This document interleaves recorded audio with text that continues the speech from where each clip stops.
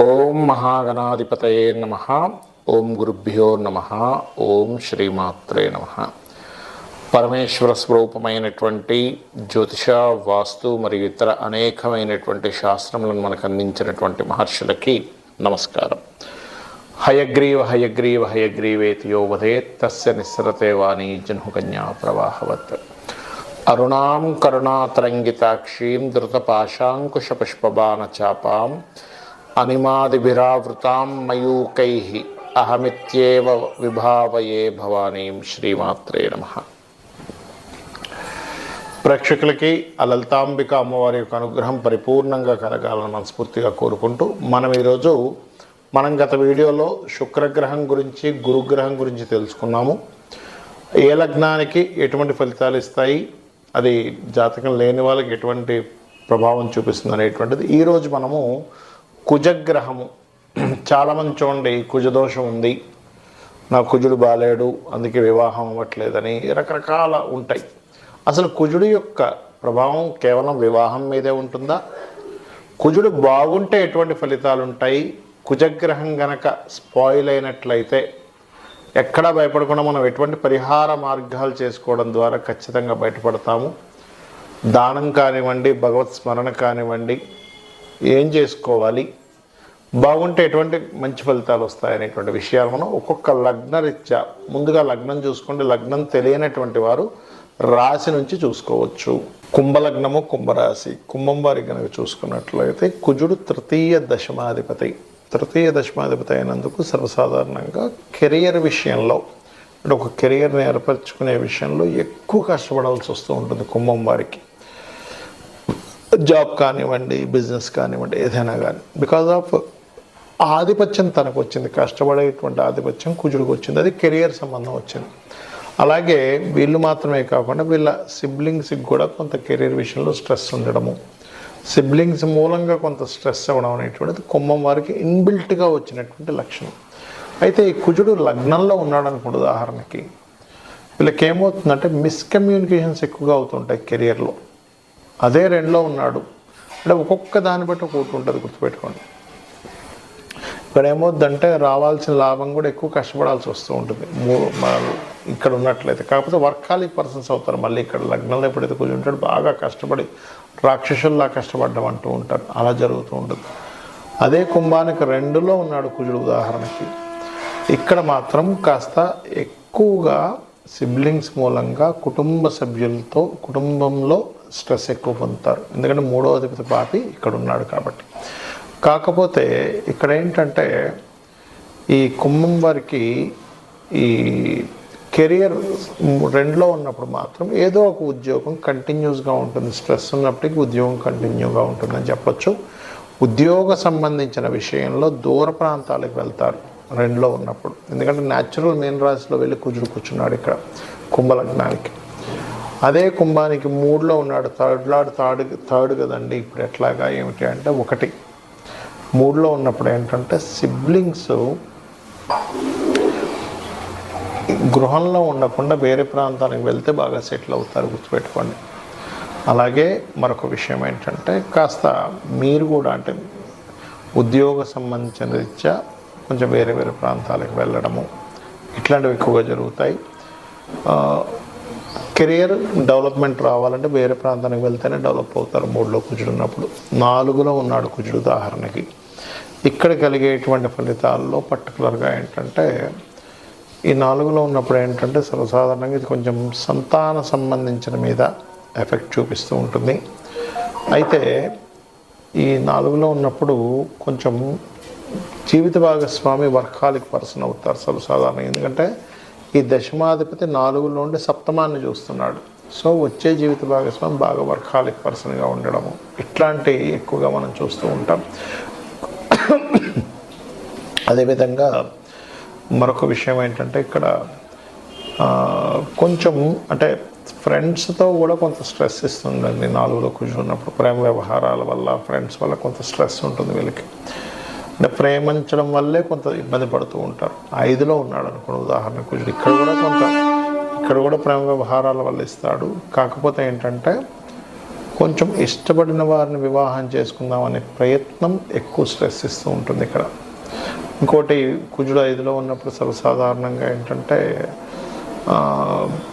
ఇది 12వ స్థానాన్ని చూస్తుంది కుంభలగ్నం వారికి. 12వ స్థానాన్ని చూడటం వల్ల వివాహ సంబంధించిన విషయంలో కాస్త ఎక్కువ ప్రయత్నం చేయవలసి వస్తూ ఉంటుంది కూడా.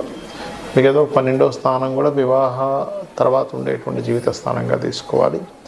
6లో ఉన్నాడు, కొంచెం తోబుట్టువులతో ఎక్కువ శత్రుత్వాలు ఏర్పడుతూ ఉంటాయి 6లో ఉన్నప్పుడు, ఎందుకంటే నీచ స్థానంలో ఉంటాడు కాబట్టి. 7లో ఉన్నాడు ఉదాహరణకి. 7లో ఉన్నప్పుడు కూడా ఏంటంటే కొంచెం ఇక్కడ మీకు రావాల్సిన అంటే పార్ట్నర్స్తో రావాల్సిన లాభాలు సరిగ్గా రాకపోవడం. 8లో ఉన్నప్పుడు పర్టికులర్గా ఏంటంటే ఇక్కడ ఎంతైనా పాపి ఇంకో పాప స్థానంలో ఉన్నప్పటికీ అది శత్రుక్షేత్రం అవుతుంది కాబట్టి పర్టికులర్గా ఇట్లాంటి కండిషన్స్లో మీకు కలిగేటువంటి ఫలితాల్లో కొంత ఆకస్మిక సంఘటనలు కాస్త ఎక్కువగా జరుగుతూ ఉంటాయి. 9లో ఉన్నప్పుడు ఏంటంటే పర్టికులర్గా ఇక్కడ ధనం కోసం అంటే 9వ స్థానంలో ఉన్నప్పుడు సర్వసాధారణంగా ఏంటంటే ఇన్వెస్ట్మెంట్స్ చేసేటప్పుడు, ఎందుకంటే పెద్ద మొత్తం డబ్బులంతా కూడా మీరు సేవింగ్ చేసుకున్న ధనం అంతా కూడా 9వ స్థానంలో చూస్తాం కాబట్టి పెద్ద మొత్తంలో ఇన్వెస్ట్మెంట్స్ చేసేటప్పుడు చాలా జాగ్రత్తగా చేయాలి అనేటువంటి చాలా స్పష్టంగా చూపిస్తుంది. అయితే ఇక్కడ ఇదొకటే కాకుండా పర్టికులర్గా ఏంటంటే కొంచెం ఉద్యోగంలో కూడా సడన్ చేంజెస్ ఉంటూ ఉంటాయి. బికాజ్ ఆఫ్ ఇక్కడ 10th లార్డ్ 9thలో ఉన్నట్టు కూడా మనం తీసుకోవాలి. 3rd లార్డే కాకుండా అలాంటప్పుడు ఏంటంటే ఉద్యోగరీత్యా వేరే వేరే ప్రాంతాలకు వెళ్ళడం, సడన్ మార్పులు జరుగుతూ ఉంటాయి. దశమాధిపతి కనుక దశమంలో ఉన్నట్లయితే మాత్రం అది ఉద్యోగంలో ఒక పొజిషన్ ఇస్తుంది, కానీ అట్ ఏ సేమ్ టైం పొజిషన్తో పాటు స్ట్రెస్ కూడా ఇస్తూ ఉంటుంది. ఆ రకంగా 11, 12 స్థానాల్లో 11లో ఉన్నప్పుడు ఏంటంటే కాస్త వ్యాపారాలు చేసే వాళ్ళు కాస్త జాగ్రత్తగా చూసుకొని వ్యాపారాలు చేయాలి. కాకపోతే ఇక్కడ 11లో ఉన్నప్పుడు కొంచెం ఎంతైనా దశమాధిపతి కుజుడై లాభంలో ఉన్నందుకు ధనస్థానం సంబంధించిన విషయాల్ని యాక్టివ్ చేస్తాడు, అంటే ఫైనాన్షియల్ గ్రోత్ కూడా ఇస్తాడు అక్కడ, బట్ స్ట్రెస్ఫుల్గా ఇస్తూ ఉంటాడు. 12లో ఉన్నప్పుడు మాత్రం ఇక్కడ వివాహ జీవితం మీద ఎఫెక్ట్ అనేటువంటిది కనబడుతూ ఉంటుంది. అదేవిధంగా ఆఫ్టర్ మ్యారేజ్ తర్వాత రెగ్యులర్గా కొంత కెరియర్ అనేటువంటిది కొంచెం ఎక్కువ దాని మీద కాన్సన్ట్రేషన్ చేయడం ఇట్లాంటివన్నీ పెరుగుతూ ఉంటాయి. అయితే మీరు ఇక్కడ చేయవలసినటువంటిది విష్ణు ఆరాధన ఎక్కువగా చేయండి, సుబ్రహ్మణ్యేశ్వర స్వామి ఆరాధన, గోవు క్యారెట్స్ బెల్లము తినిపించండి, అనే విధాలు బాగుంటుంది. ఈ కుజగ్రహ సంబంధించిన విషయంలో అనేక మందికి చాలా అపోహలు ఉన్నాయి. ఏమిటంటే లగ్నానికి శుభులు పాపులు అనేటువంటి కాన్సెప్ట్ తెలియక లగ్నం నుంచి ఎక్కడున్నా కుజుడు పాపనే అనుకుంటున్నారు. కాదు, ఒకటి గుర్తుపెట్టుకోండి, మనకి పరాశర మహర్షి చెప్పినటువంటి శ్లోకాల్లో సర్వే త్రికోణ నేతారో గ్రహా శుభఫల ప్రదాహ అని చెప్పడం జరిగింది. అంటే త్రికోణాధిపతులు కనుక అయినట్లయితే వాళ్ళు శుభ ఫలితాలు ఇస్తారు. అంటే ఏ లగ్నానికి శుభులు అసలు కుజుడు తీసుకుంటే మేషము, కర్కాటకము, సింహము, వృశ్చికము, ధనస్సు, మీన లగ్నానికి శుభుడవుతాడు. ఎందుకు? మేష లగ్నానికి లగ్నాధిపతి, కర్కాటకానికేమో పంచమాధిపతి, సింహానికి భాగ్యాధిపతి, వృశ్చికానికి కూడా లగ్నాధిపతి అవుతాడు, ధనస్సుకేమో పంచమాధిపతి, మీనానికి భాగ్యాధిపతి. త్రికోణాధిపత్యాలు వచ్చాయి కదా. మరి మిగతా ఏ లగ్నాలకి పాపులు అవుతారు అంటే వృషభం సప్తమాధిపతి మారకుడు అవుతాడు, మిథునం షష్టమాధిపతి అవుతాడు, కన్య తృతీయ అష్టమాధిపతి అవుతాడు, అదేవిధంగా తుల ద్వితీయ సప్తమాధిపతి అవుతాడు, మకరం చతుర్థ లాభాధిపతి. మరి లాభం వచ్చింది కదండి అంటే అలా కాదు, కోణాధిపత్యమే రావాలి. అదేవిధంగా కుంభం తృతీయ దశమాధిపతి. అయితే ఇక్కడ మీరు అర్థం చేసుకోవాల్సింది ఏంటంటే లగ్నానికి శుభుడైనా పాపైనా ఒక్క విషయం, ఆ గ్రహము ఉన్న ప్లానెట్ ఎక్కడైతే ఉందో అక్కడ బాగుందా బాగాలేదా. ఎలా అంటే ఒక్కోసారి చూడండి, మనకి మన ఇంట్లో పర్సనే వ్యసనాలకు గురయ్యాడు, అంటే రకరకాల డ్రింకింగ్స్ కానీ వాటికి వీటికి హ్యాబిట్స్కి గురైపోయాడు. ఇంట్లో ఉన్నటువంటి ధనాన్ని కూడా దొంగతనం చేసి తీసుకెళ్ళి అక్కడ ఆ వ్యసనాలు గురవడం వల్ల వాటికి ఖర్చు పెట్టేస్తాడు. అంటే ఏమిటి, వీడి బుద్ధి పాడైంది. మన ఇంట్లో వాడే ఆ అబ్బాయి ఆ తల్లిదండ్రులు పుట్టాడు, చక్కగా ఇంట్లో పెంచారు, అంతా ఉంది.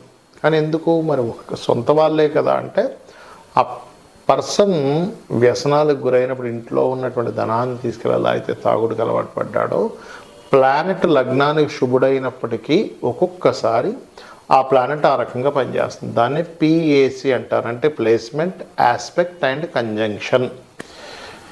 మరి లగ్నాలకు శుభుల గురించి చెప్పుకున్నాం, పాపుల గురించి చెప్పుకున్నాం. మరి పాపులు కూడా అలా ఏమైనా రివర్స్ రిజల్ట్స్ ఇస్తారా అంటే ఉంటుంది.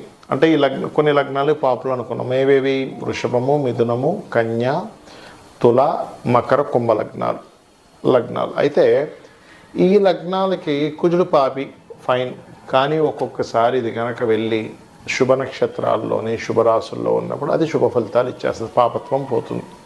ఎలా అయితే మనకు సంబంధం లేనటువంటి వ్యక్తులు కూడా బయట ఎవరో పరిచయమై వాళ్ళు మన పట్ల కేర్ చూపిస్తారు, ఒక్కోసారి మన పట్ల ప్రేమ చూపిస్తారు, ఎంతో నమ్మకంగా ఉంటారు. కొంతమంది, అందరూ అనట్లేదు నేను, కొంతమంది మోసం చేసే వాళ్ళు కూడా ఉంటారు. అలాగా బయట వాళ్ళైనా ఇంట్లో వాళ్ళైనా అది మనుషుల తత్వాలని బట్టి వాళ్ళు ఎలా మనతో ప్రవర్తిస్తారో లగ్నానికి శుభుడైన పాపైనా ప్రవర్తన జరుగుతుంది.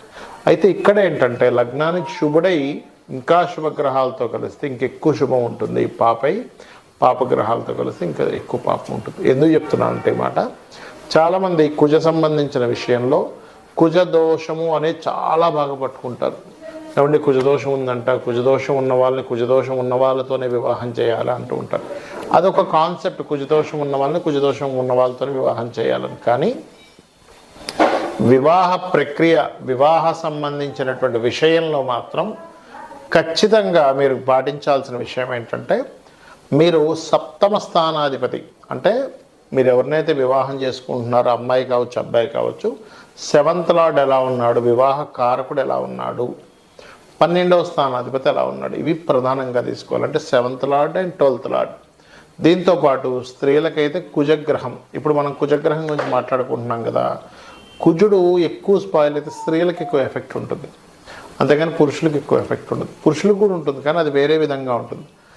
అయితే ఇక్కడ మీరు ఎప్పుడూ అర్థం చేసుకోవాల్సింది, కుజుడు ఓన్లీ సప్తమ స్థానంలోనే 12వ స్థానంలో పాడైతే మాత్రమే వివాహం మీద ఎఫెక్ట్ ఉంటుంది. ప్రతి ప్లేస్లో ఎఫెక్ట్ ఉండదండి. ఎలా అంటే ఇప్పుడు లగ్నంలో పాడయ్యాడు, జీవుడి యొక్క స్ట్రెంగ్త్ని కోల్పోతాడు లేదా మూర్ఖంగా తయారవుతాడు. ధనస్థానంలో పాడేయడం అనుకున్నప్పుడు కుటుంబ సభ్యుల మధ్యన గొడవలు వస్తాయి, కానీ వివాహం విషయంలోనే అవ్వాలని రూల్ లేదు. అక్కడ సప్తమ స్థానాధిపతి కూడా కలిస్తే అప్పుడు వివాహం మీద ఉంటుంది. 3లో పాడయ్యాడు ఉదాహరణకి, అప్పుడు సిబ్లింగ్స్తో గొడవలు ఇట్లాంటివి వస్తూ ఉంటాయి. అలా ఏ స్థానంలో పాడైతే, ఉదాహరణకి 4వ స్థానంలో పాడయ్యాడు కుజుడు, అలాంటప్పుడు వాళ్ళు ఆ కుజుడు ల్యాండ్స్ కారకుడు కాబట్టి ల్యాండ్స్ కొనుక్కోకూడదు, అపార్ట్మెంట్స్ కొనుక్కోవాలనే విషయం తెలుసుకోవాలి. లేదా అతని పేరు మీద కొనుక్కోకుండా అతని జీవిత భాగస్వామి పేరు మీద, పిల్లల పేర్ల మీద కొనుక్కోవాలి. ఈ జాగ్రత్తలు పాటించాలి. పంచమంలో పాడైపోయాడు, అప్పుడు ఏమవుతుంది, వాళ్ళకి మిస్క్యారేజెస్ అవ్వడము ఇట్లాంటివి జరుగుతూ ఉంటాయి. లేదా పుట్టిన పిల్లలు చాలా కోప స్వభావంగా ఉండడం. అలా ఏ ప్లానెట్ అంటే కుజుడు ఎక్కడికి వెళ్ళి పాడై ఉన్నాడు, ఆరైతేనేమో ఈ యొక్క శత్రుత్వాలు ఎక్కువగా పెరగడం, శత్రువుపై జయం, అంటే శుభత్వం పొంది 6లో ఉన్నాడు అనుకోండి శత్రువుపై జయం ఉంటుంది. పాపత్వం పొంది 6లో ఉన్నాడు అనుకోండి శత్రుపీడ ఎక్కువగా ఉంటుంది. చాలామంది అంటుంటారు, ఏమండి మాకు బాగా శత్రువులు ఉన్నారండి. అలాంటప్పుడు ఏం చేయాలి, సుబ్రహ్మణ్యేశ్వర స్వామి ఆరాధన చేసుకోవాలి. అదేవిధంగా మీకు సప్తమంలో 12లో ఉంటే వివాహం మీద చూపిస్తుంది ఎఫెక్ట్ అన్నాను కదా, అలాంటప్పుడు చక్కగా మీరు గోవుకి క్యారెట్స్, బెల్లము తినిపించడము ఇవి చేస్తున్నట్లయితే, ముఖ్యంగా కుజుడు శని కలిసి ఉన్నారనుకోండి, గోవుకి బెల్లము క్యారెట్స్ తినిపించినట్లయితే తొందరగా దాని యొక్క ఉపశమనం అనేటువంటి లభిస్తుంది. అదేవిధంగా కొంతమంది కుజదోషం కాస్త కుజదోషంలా కాకుండా సర్పదోషంగా మారుతుంది రాహుతో కలిసినప్పుడు. అలాంటప్పుడు రాహుకేతులు పూజ చేయించుకోవడము, కుజ రాహుకేతు గ్రహాల దగ్గర దీపారాధన చేయడము ఇవి చేస్తూ ఉండాలి. ముఖ్యంగా సుబ్రహ్మణ్యేశ్వర స్వామి క్షేత్రాలకు వెళ్తున్నట్లయితే కూడా బాగుంటుంది. అయితే ఇక్కడ ఏంటంటే మనకు ఆయుష్ని శని భగవానుడు ఎలా ఇస్తాడో కుజుడు కూడా ఆయుష్ని నిర్ధారణ చేస్తూ ఉంటాడు. ఎందుకంటే లగ్న అష్టమాధిపతి కుజుడు బాగా పాడేయాడు అనుకోండి, అందుకే చూడండి సడన్ డెత్స్ అంటూ ఉంటాం. అసలు అనుకోలేదండి, సడన్గా స్ట్రోక్ వచ్చింది, సడన్గా హార్ట్ అటాక్ వచ్చింది, వెళ్తే యాక్సిడెంట్ అయింది అంటూ ఉంటాం. బికాజ్ ఆఫ్ కుజుడు పాత్ర అక్కడ ఉంటుంది. మరి ఇలా గ్రహాలు ఇలా ఉన్నప్పుడు అప్పుడు ఏం చేయాలి, అసలు జాతకమే లేదు, ఏమీ లేదు, కానీ మాకు లైఫ్లో ఎక్కువగా భూమి మూలంగా ఇబ్బందులు వస్తున్నాయి, అన్నదమ్ముల మూలంగా ఇబ్బంది వస్తుంది, యాక్సిడెంట్స్ అవుతున్నాయి, లేనట్లయితే బాడీలో స్ట్రెంగ్త్ లేనట్టుగా ఉన్నాము, ఎనర్జెటిక్గా లేకపోతున్నాము అంటే దాని అర్థం మీ జన్మజాతకంలో కుజగ్రహం పాడైందని. అలాంటప్పుడు మీరు చేయవలసింది చాలా సింపుల్గా కుజ శని రాహు గ్రహాల దగ్గర దీపారాధన చేయండి. మరియు సుబ్రహ్మణ్యేశ్వర స్వామి ఆరాధన కానీ, లక్ష్మీ నరసింహస్వామి ఆరాధన కానీ, లేనట్లయితే ఆంజనేయ స్వామి ఆలయాలకు కానీ రెగ్యులర్గా వెళ్ళడం చేయండి. లేనట్లయితే ఇంట్లోనే పుష్పాలు వేస్తూ ఆ స్వామివారిని అమ్మవారిని తలుచుకోండి. అప్పుడు ఏమవుతుందంటే ఈ కుజగ్రహ ప్రభావం పూర్తిగా తగ్గుతుంది. పూర్వజన్మల్లో మనం చేసినటువంటి కర్మలే ఈ రూపంలో వస్తాయి. అంటే పూర్వజన్మలో ఎవరైనా ల్యాండ్ తీసుకున్నాము, ఈ జన్మలో మన ల్యాండ్ ఇంకెవరెవరు లాక్కోవడమో, లేకపోతే ల్యాండ్ కొనలేని పరిస్థితి రావడమో, ఇబ్బంది పడ్డమో, ఇట్లాంటివి జరుగుతూ ఉంటాయి. అన్నదమ్ములతో సఖ్యత లేకుండా అన్నదమ్ములను ఇబ్బంది పెట్టాము, అప్పుడు ఈ జన్మలో అన్నదమ్ముల ద్వారా ఇబ్బందులు గొడవలు వస్తూ ఉంటాయి. అలాగా ఒక వ్యక్తి తనంతట తాను స్వయంగా నిలబడదాము అనుకునేటప్పుడు మీరు ఆ వ్యక్తిని ఇబ్బంది పెట్టారు. ఈ జన్మలో ఏమైపోతుందంటే మీరు నిలబడే స్థితిలో కూడా కోల్పోతుంటారు. అలా మనం చేసినటువంటి కర్మే ఈ రూపంలో ఇక్కడ వచ్చి ఇబ్బంది పెడుతూ ఉంటుంది, మనం అనుభవిస్తూ ఉంటాం. అంతేగాని కుజుడు ఏదో మన మీద పగబెట్టుకొని వచ్చి ఆయన ఏం చేయడు.